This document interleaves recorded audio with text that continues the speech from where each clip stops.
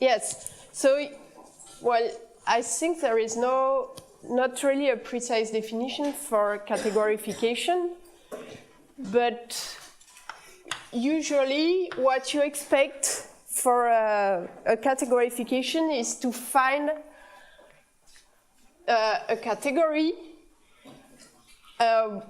Well, you have different kind of categorification, and one natural in this context would be to find a category with direct sums and tensor products, and such that if you take the Grothendieck group of this category, you have these two operations, it makes a ring, and you would like this ring to be the cluster algebra. Okay, but this is not the categorification we are interested in. So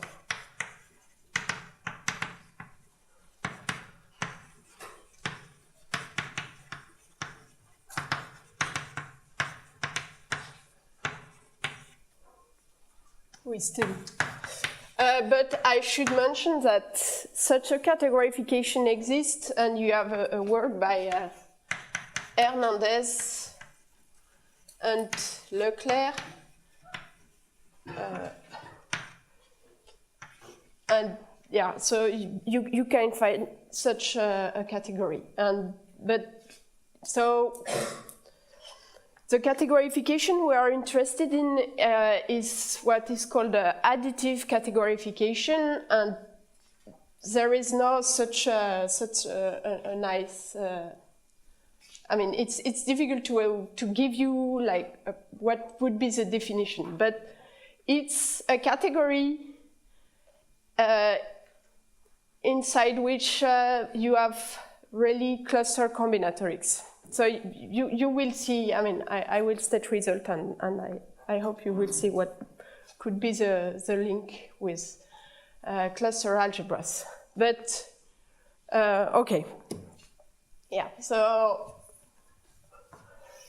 I will start with very basic facts on quiver representations. So I will start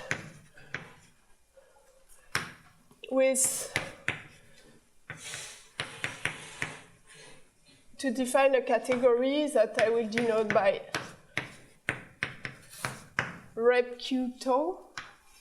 Okay, so remember from yesterday, we start with a surface, marked points, and tau a triangulation.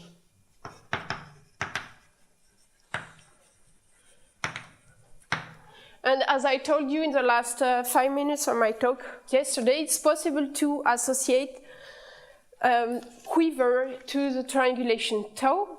And so a quiver is just, it's an oriented graph. So what is q tau? So we have a set of vertices which just corresponds to arcs in tau. And then you have to decide when you put an arrow between two different vertices, and you will, so if you have two arcs that are part of, that are sides of the same triangle, you put an arrow from I to j, say. And the direction of the arrow is just given by the orientation of the surface. So let's say the surface is oriented like this, and then you put an arrow from I to j in this direction. So this gives you the set of arrows. So now I will define my category.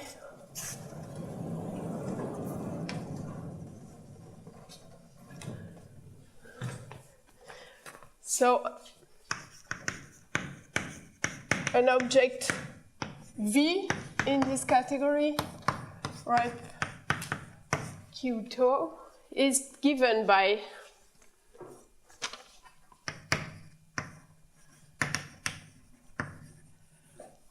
so for any arc or vertex,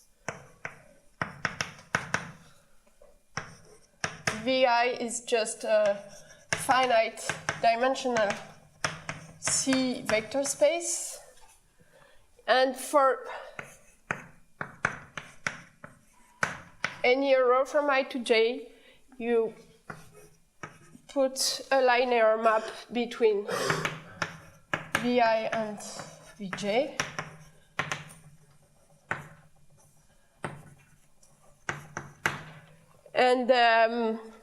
And we ask something else. So for the ones who already know a little bit about representation of quiver, it's the representation of quiver with some relations. So we ask that as soon as you have two arrows that correspond to two angles in the same triangle, so for each such configuration, you ask that V beta composed with V alpha is a zero map. Okay, so this will be the objects of my category, and now I have to define morphisms in this category. Does that V beta composed with V alpha equals 0? Is that only when it's a triangle, or just any two? No, it's only when you have. So yeah, if this is not zero. This composition is not zero. Okay. It's just when you have two arrows that sit in the same triangle. So you really need to know the original triangulation. Yeah. Yes. Yeah. Yeah. You need to know the triangulation. So it's. Alpha exists when there is a triangle in the surface. Yeah. So this. So you need this to be. Then you need this to be an internal triangle for each. So these are three internal arcs, and then you just want this composition to be zero, this composition to be zero, this one to be zero. But this composition is. So each corner gives arrow in Q. What? Each corner. Yes, yes. Well, each corner between internal arcs, but if you have some boundary here, well, then you just have one arrow and nothing. Can you see this from the quiver graph?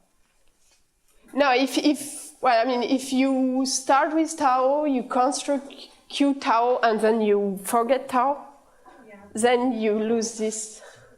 I mean, you cannot decide because, sometimes you will have, typically you can have such quiver, and then you have to decide which three cycle is coming from a triangle or not. So this is typically what happens. Okay, so a morphism.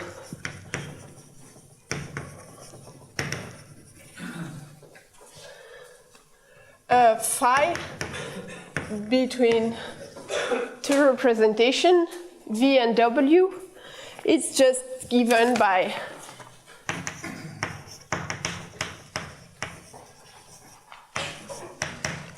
linear maps from Vi to Wi, and you want this map to be compatible with the arrow, so you ask that for any arrow, so we have V alpha here, we have W alpha here we have phi I, phi j, and you want this square to be commutative. Okay. And so this is a very nice category. And in particular, first remark is that you can do direct sums in the easy way. Just if you have two representation, you can just take the sum of the two vector space, and then you take this linear map as a matrix by blocks, diagonal by blocks, and you get, well, you have a notion of direct sum in this category, and then you can define the notion of indecomposability. So V is indecomposable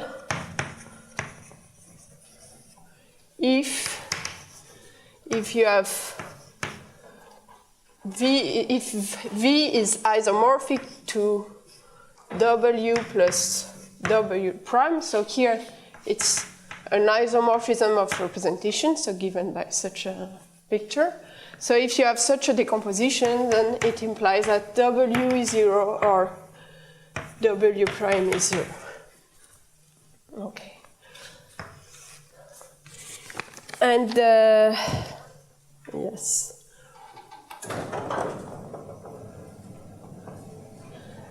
Yeah, so this is a very nice category. In fact, this is a module category. So this is a abelian. You have kernel, co-kernels.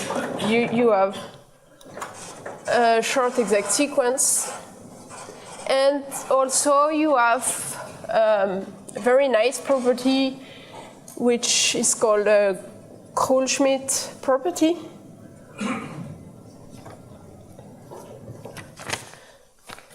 Okay, so proposition.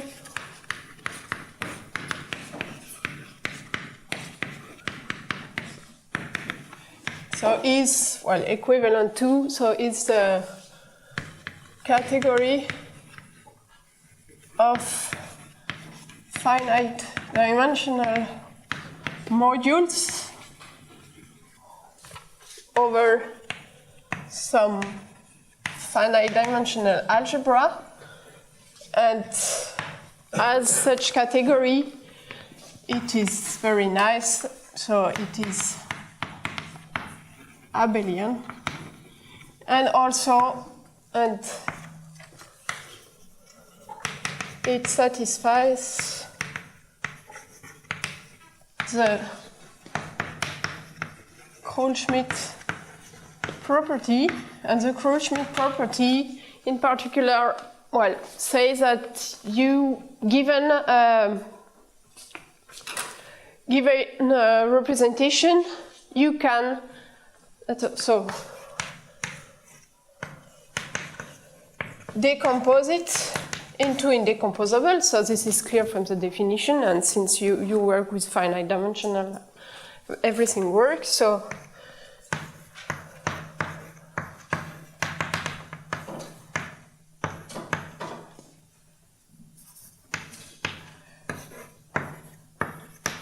but the decomposition is unique.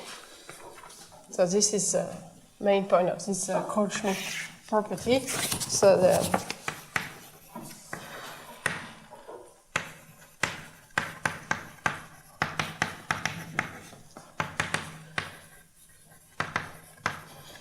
so somehow, if you really want to understand this category, the first natural thing to look at is to understand what are the indecomposable objects. Because you can, from the indecomposable object, you can just deduce all the other objects.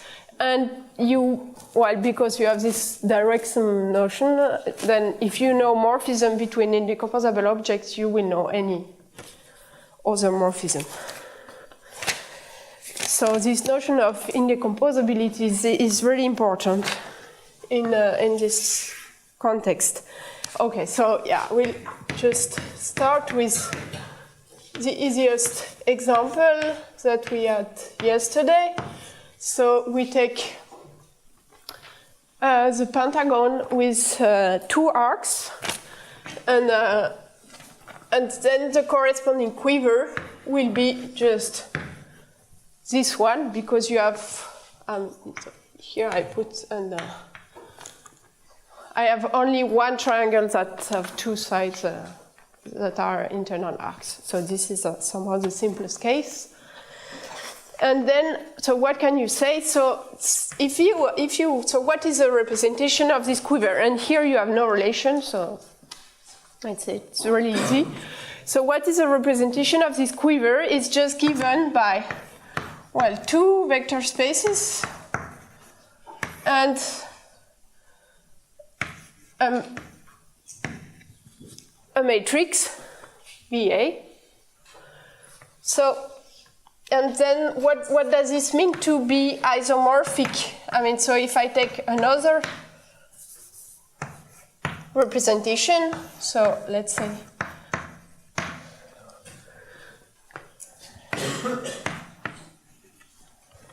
V prime.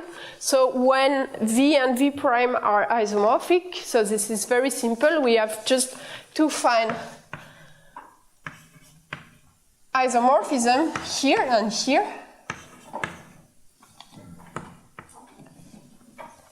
And you want this square to be commutative, so it just means that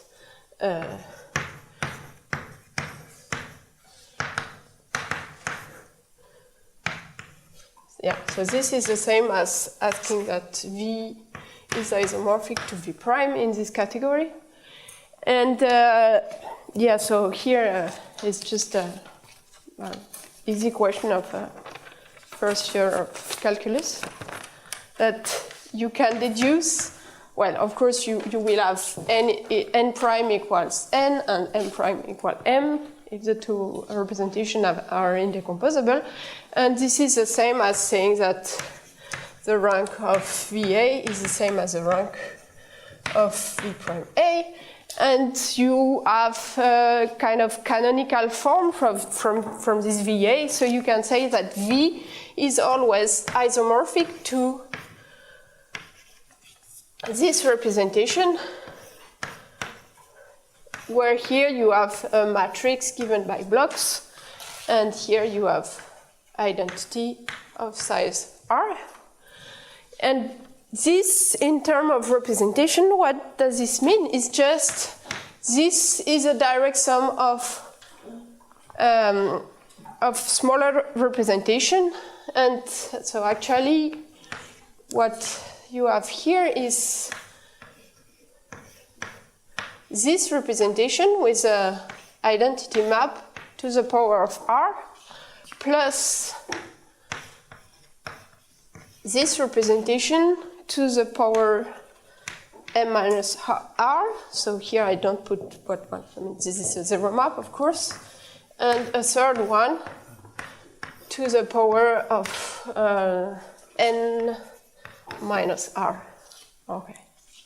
So here you see that you can decompose this representation into the sum of these three representations with some multiplicities. And oh, it's not hard to see that these two are indecomposable. This is, I mean, clear because they are one-dimensional. And this one is also indecomposable. This is not hard to see that this is not, I mean, if it would be decomposable, it should be the sum of these two, just because of dimension. But the sum of these two is C to C with a zero map. And it's not hard to see that this is not isomorphic. So what we get here in this very easy example is that for this category you have exactly three indecomposable representations.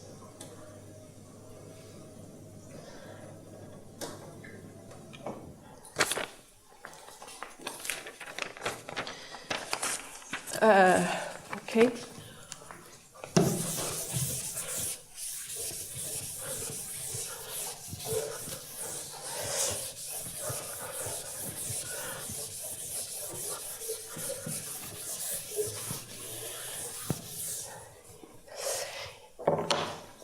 So let's give you another example.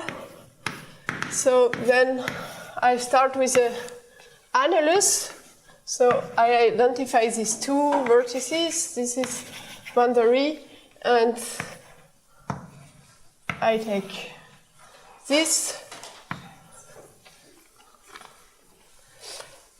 And yeah, so I take this triangulation of the annulus with one mark point on each boundary component, and what I find is the following quiver. Again, I don't have any relations. And the following quiver, so, well, if I just do the same trick as before, instead of classifying matrix up to this equivalence relation, it's just a classification of pairs of matrix up to this equivalence relation, and this is, well, something due to Kronecker. So that's why this quiver is called the Kronecker quiver. And here we get infinitely many indecomposables, which are the following. So for any n, you have the following representation, which is indecomposable. So here I just take identity of size n and then just zeros, and here I do the converse. So this is a canonical form of the representation. So this is indecomposable.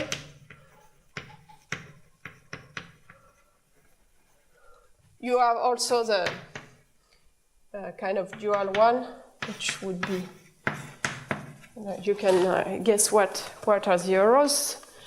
And you also have a one parameter family of indecomposable.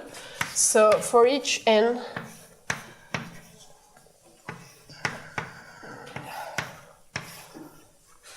you can look at this. So this representation, where here you put a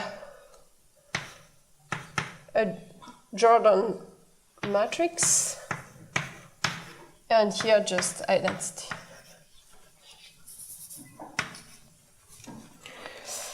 And all these indecomposable are not pairwise isomorphic. So here you have many indecomposables, and the first result. So here I'm not sure what name I should put here. I mean, it's Butler-Engel in 87, but of course it's closely related with Gabriel's theorem in 72, I think. Yeah, so I mean, it's not really the Gabriel theorem, but it's related. So it says that in this context here, so this category has finitely many indecomposable if and only if sigma is a disk. So here you can see maybe a first link with my talk of yesterday. Well, in fact, you have at this point this Gabriel theorem give you a closer link between finite type cluster algebras and finite quiver of finite representation type. So, in fact, Fomin and Zelevinsky have shown that a cluster algebra has finite type associated to a quiver as finite type if and only if the quiver is up to mutation is a Dynkin quiver. And Gabriel theorem exactly states that if you take a quiver without oriented cycle and no relation, then you have finitely many indecomposable if and only if Q is Dynkin. So here is the link it's much stronger than just the theorem.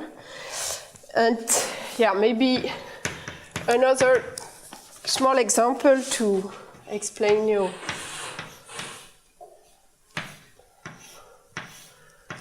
So here in this triangulation, so I have this, the corresponding quiver is this one without any relations. And so you, in this context, you have only 6 indecomposable. And the dimension vector of this representation, so what is the dimension vector? This would be just the dimension of each VI. So will be, so these ones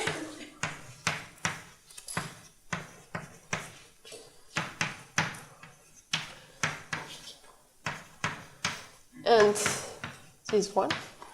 So, well, I mean, this is just an easy continuation of this example to check that these are the indecomposables.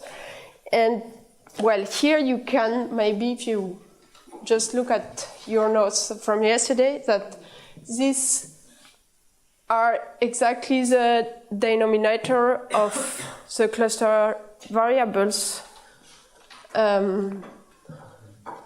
well, which are not the initial one.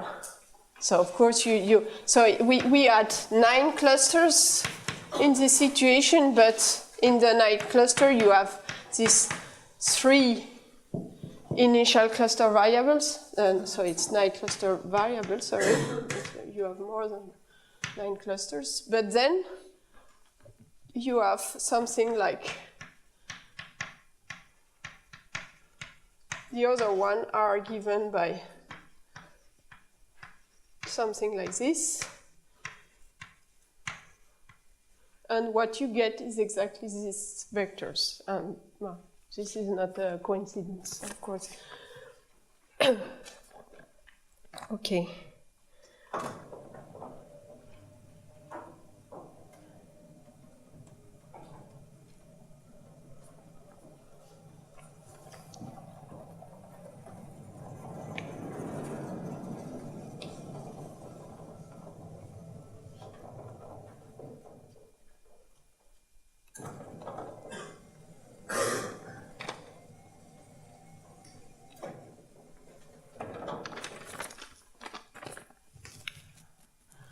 So now we have a very beautiful description of this category, of the object of this category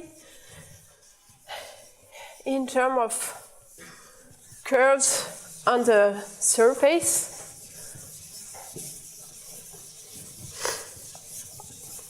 And so this is again it's again due to Butler angle in 87, but also to Braids Chang in 2011. So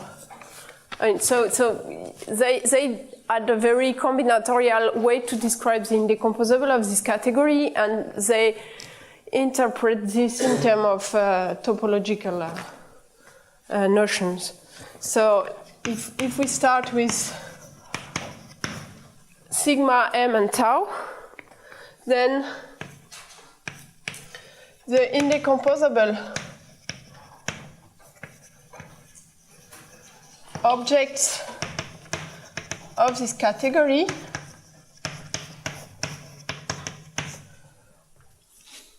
are in bijection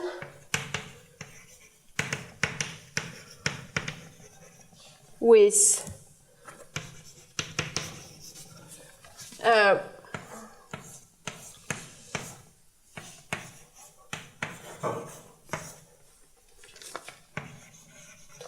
the set of generalized arcs. So I will just tell you what this is in a minute, but it's not. But you have to remove the arc of this triangulation, and you have another set which is which I will denote like this.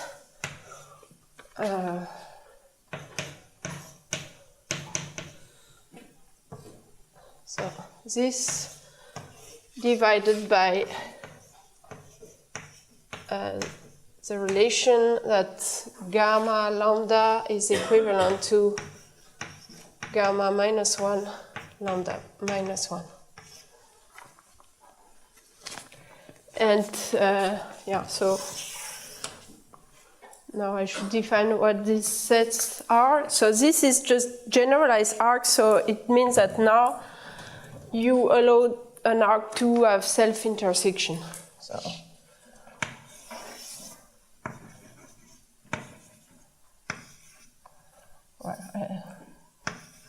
for instance, this is a generalized arc, so you allow this to have self-intersection.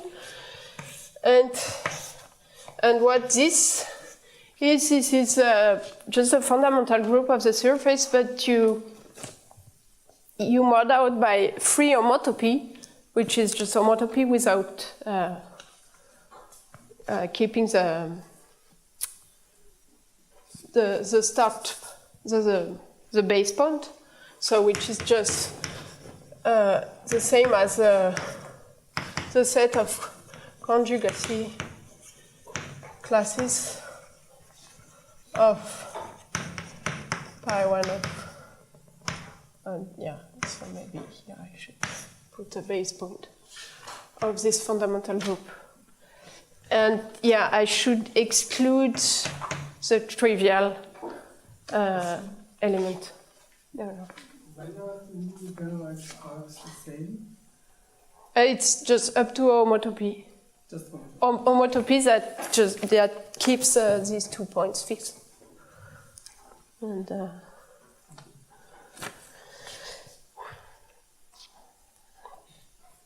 yeah, and you have even more. I mean, it's very easy to construct from a curve to construct the corresponding object. And typically you have, so if you take a generalized arc, and if you denote by m tau of gamma the corresponding representation, so this will have a dimension vector. So the dimension vector of this will be, so this is dimension vector. Or, yeah, maybe if you want, it should even, okay. So if you take a vertex I corresponding to tau I, the arc tau I here, so this, the dimension of this vector space is just the number of intersection between gamma and tau I. And here, so here you don't have any orientation. You don't have to care about orientation here. And yeah, so this is just counting. I mean, it's not algebraic a number. It cannot be negative. I mean, you just count the number of times you cross the arc tau I. Endpoints count? Is it free? And endpoints do not count. It's just. And the same happened for this. If you call this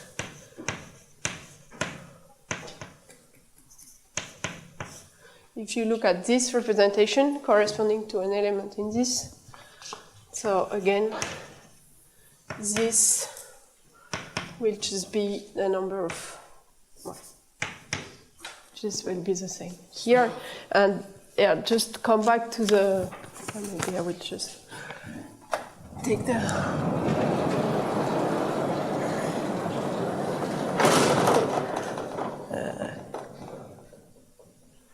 this one. So I will just come back to the annulus example to show you how it works.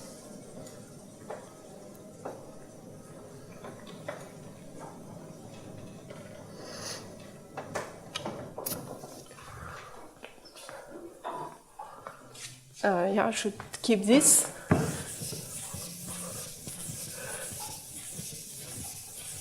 So here you have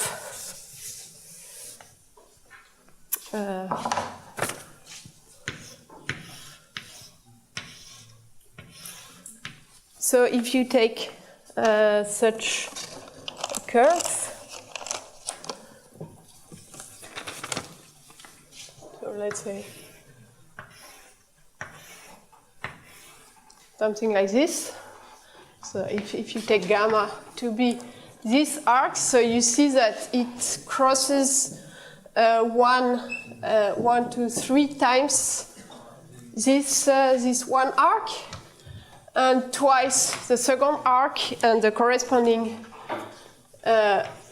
indecomposable representation will be then C3 to C2. Will be this one. And if you take...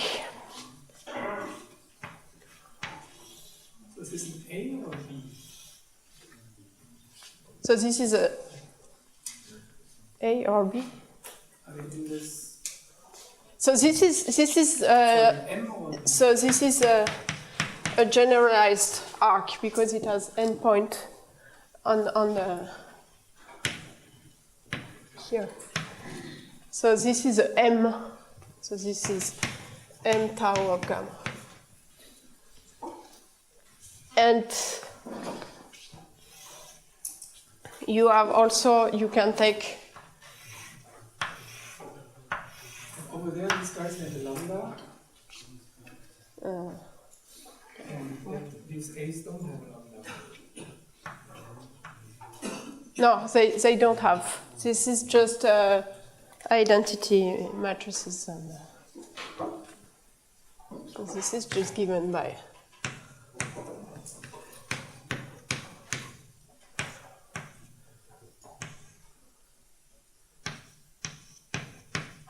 This is just given like this. And it's really, I mean, you have to think that each time your arc just intersects an angle in your triangle, you put C at each point here, and here you put identity map. So it's really... So somehow, if you take the covering of the surface, you get a cover of this quiver, which will be like this. So 1, 2, 1, 2, 1, 2, and this representation. So this arc, you can just draw it in the covering. Then it becomes just a. Well, you just have. One intersection point with each arc, and then you will exactly get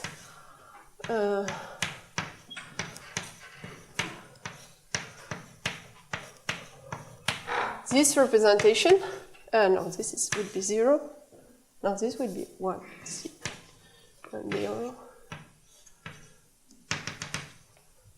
So you have an infinite quiver, which just corresponds to the infinite covering of this strip, and then you get this representation with 1 everywhere. And somehow, if you send this to the quiver Q tau, you get exactly this representation. So it's just it's very easy to compute. And so if you have here, so here we have something in the fundamental group.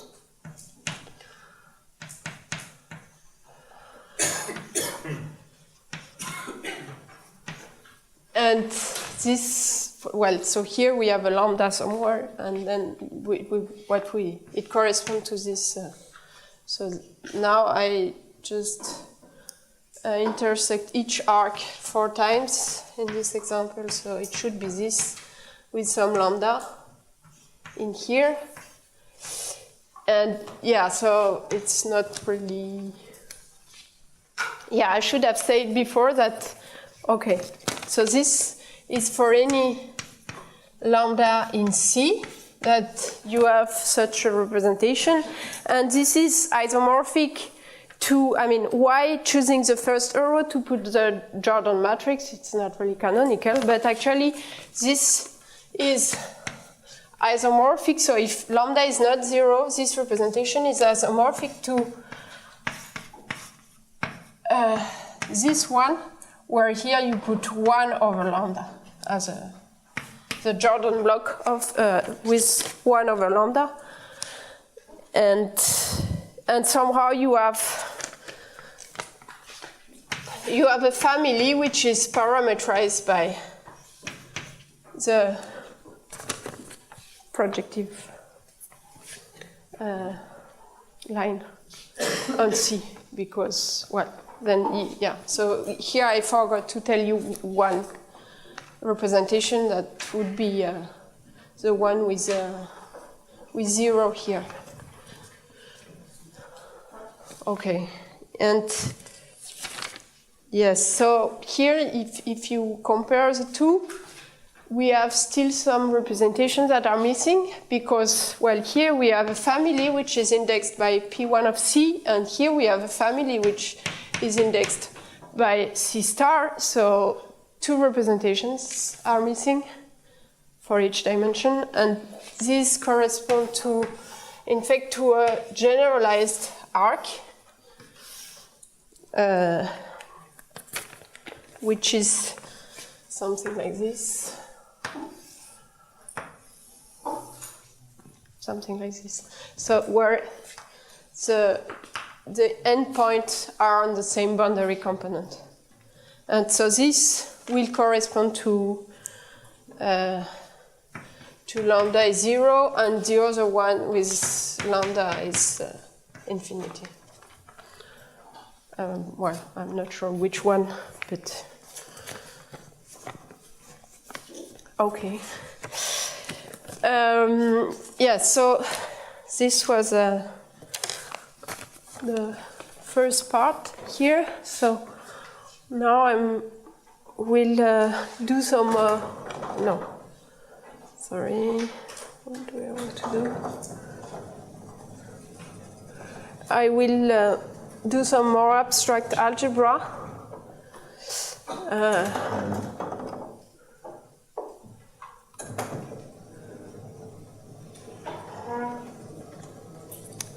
Because, well, you can imagine, or this was somehow the hope, that this category as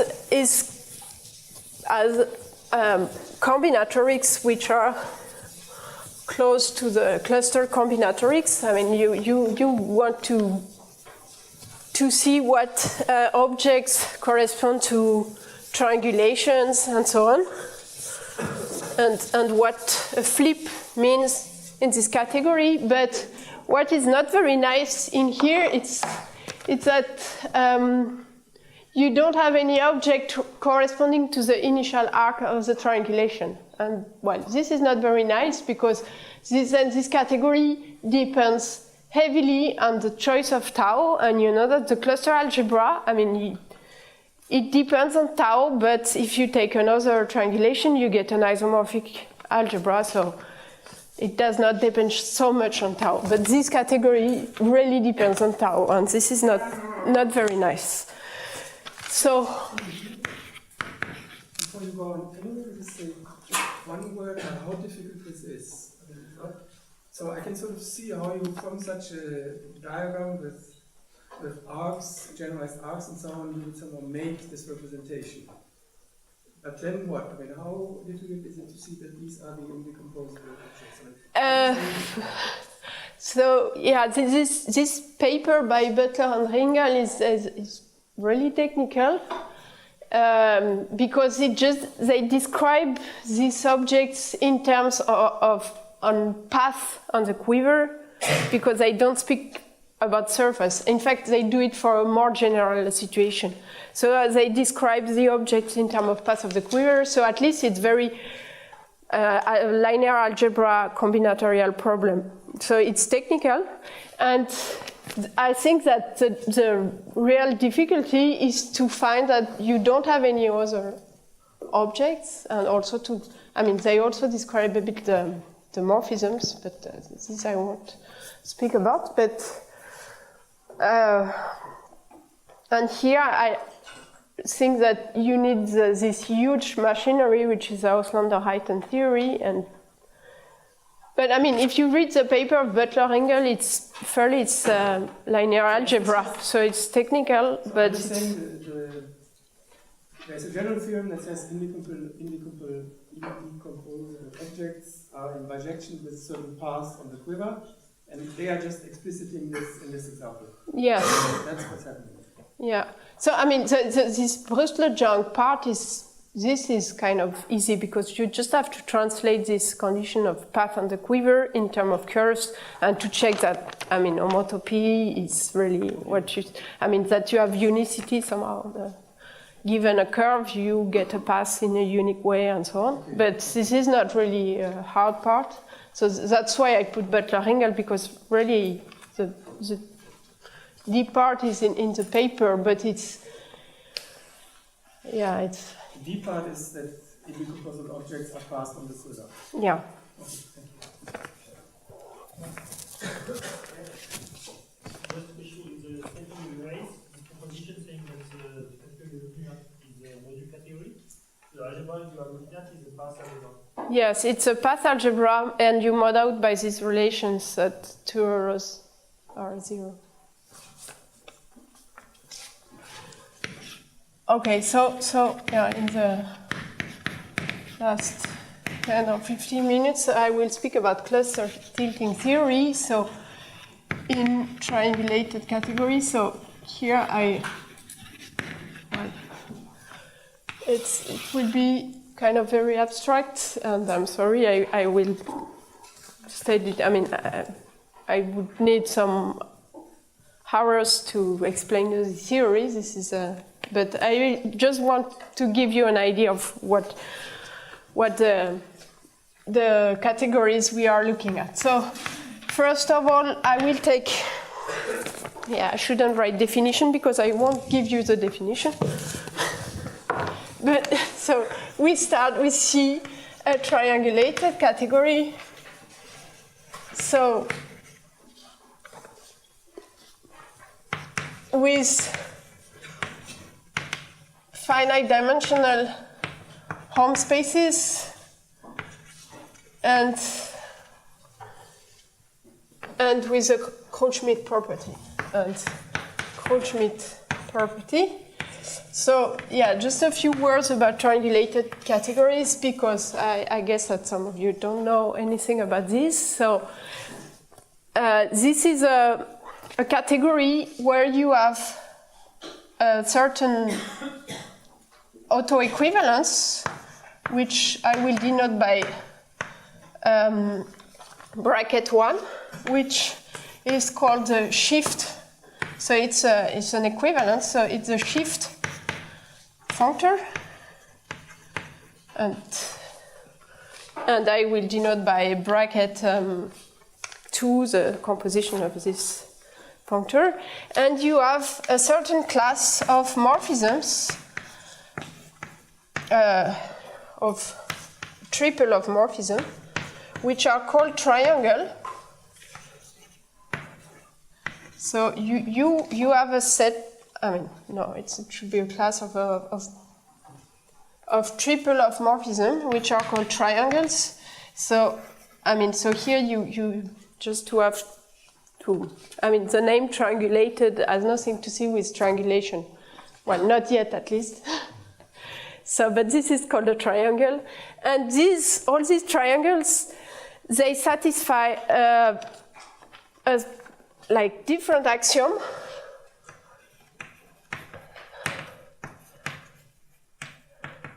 But you have to think that, I mean, to be triangulated, it's really close to be abelian. And in the abelian context, a triangle would be more a short exact sequence here. So the axiom you ask for the triangles are very close to the properties that are satisfied by a short exact sequence. And for instance, one axiom that we really need here is the fact that if you are given any morphism here, or here, or here, you can complete this into a triangle which is much stronger than in the abelian context, because in the abelian context, if you are given a morphism from x to y, and if you want to see this in a short exact sequence, you need this to be a monomorphism, of course. But then you know that there exists a co-kernel, so you can complete this into a short exact sequence. And the same if you have an epimorphism. But so this is the kind of axiom you want here. And yeah, and just a notation here. We denote by x1 of C, or xn even, the set of morphism from from Z to X. It will be by definition the set of morphism in C between Z and X shifted by 1. And so why do we use this notation? Well, just because if I have something here, H, so then H, I can complete it. So I take H, and I know that there exists such a triangle. And you know, well, I mean, if you know a bit about homological algebra, that you know that if you have something in the X1 in an abelian category, then you get a short exact sequence that do not split. So this is, I mean, this is a natural notation in this context. And yeah, maybe I will just write here a small definition. So C is called 2 Calabi-Yau if you have an isomorphism for any x, y between x1 xy and x1 yx, and here you take the dual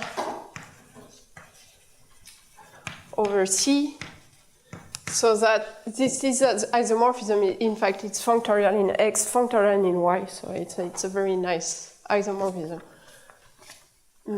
Yeah, so recall, I mean, just this is a home space, and the home space is just a C vector space. So that's why you can realize. And since you ask this to be finite dimensional, so this hypothesis is typically really important in this context. It's just because then, I mean, the dual of the dual will be just the vector space.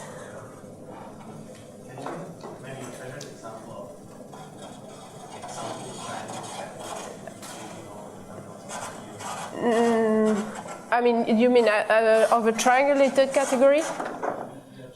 Yeah, so my favorite example would be the derived category of a module category, for instance.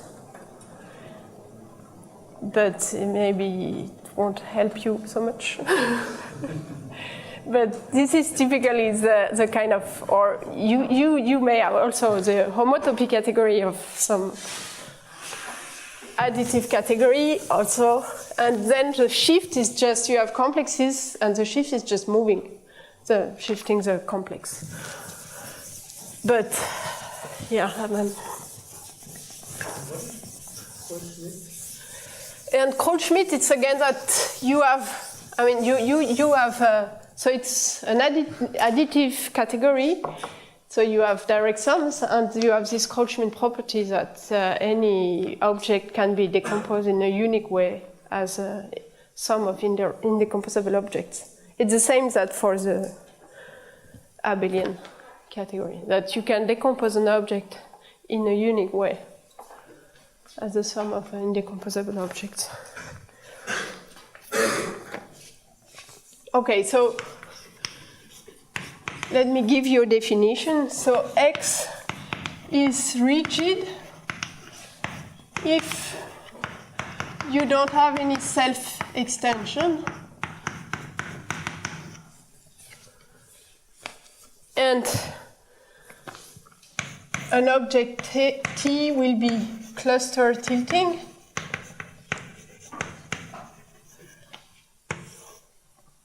If and only if this is rigid, so if T is rigid and is somehow maximal for this property of rigidity, we also ask T to be basic. So basic means that if you decompose T as a direct sum of indecomposable objects, then all these are one. So you don't have twice the same summand in the sum. So you can always assume, I mean, if you have an object, you can associate a basic one just by forgetting the exponent here. And if it's maximal rigid, it will still be maximal rigid. So let me just give you the definition. So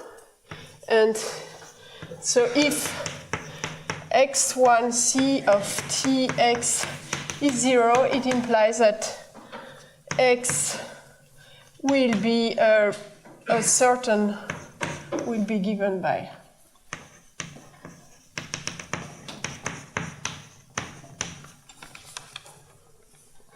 And since I asked the category to be 2 Calabi-Yau, then you see that this can be replaced by xt and you will get the same property. And well, so somehow you have an equivalence here because you ask T to be rigid, so any object of this form should satisfy x1t, x is 0. Okay, so in the last 3 or 5 minutes, I will state the main theorem of this part. So I'm sorry, it's a bit abstract, but I didn't know how to skip this, so just had to explain you. So it's a theorem due to Iyama, Yoshino, 2008. And so C is a 2 Calabi-Yau triangulated category and with the same properties as above. And T is a cluster tilting object in C.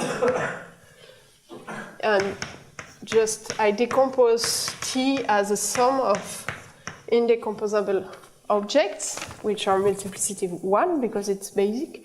Then for any I, there exists a unique Ti star, which is not isomorphic to Ti, and such that if I just remove Ti in this sum and I replace it by Ti star, then I get a new cluster tilting object. So here, I think maybe you can somehow wake up and see that here you can see this as a kind of flip, because each time, I mean, each cluster tilting object, you can flip it by removing some object and replace it by a unique one. So it's really like a flip procedure. And yeah, so, and in fact, the link with cluster algebra is much stronger. Actually, you have Buanyama, Wrighton, Scott, sorry, which is also 2009, I think, is that you can associate a quiver to the object T, which is actually the quiver of the endomorphism algebra of this object. So Qt will be, well, so I won't tell you more, but it's possible to, if you have an object in a home finite category, it's possible to associate to this object a quiver.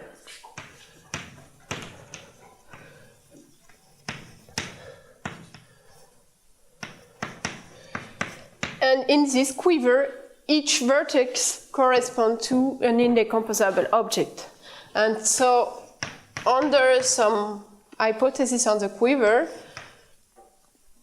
the link between these two quivers is just Fomin-Zelevinsky mutation that I didn't define you yesterday, but you can again play with this quiver mutation applet. And they are related with this Fomin-Zelevinsky mutation. So here, of course, the link with the cluster algebra becomes much stronger. And okay, and so one very difficult question in this is that here, I mean, in this very general context, it's very difficult to know whether cluster tilting objects are connected through this process. So yesterday I told you that if you have two triangulation, it's always possible to find a sequence of mutation passing from one to the other. But here, if you have two cluster tilting objects, in fact, it's not true in general that you can. So there are some counterexamples. There are some examples where it's connected, but there are lots and lots of examples where we don't know whether it's connected or not. So this will be, yeah. So maybe I will stop here for today, and thank you for your attention.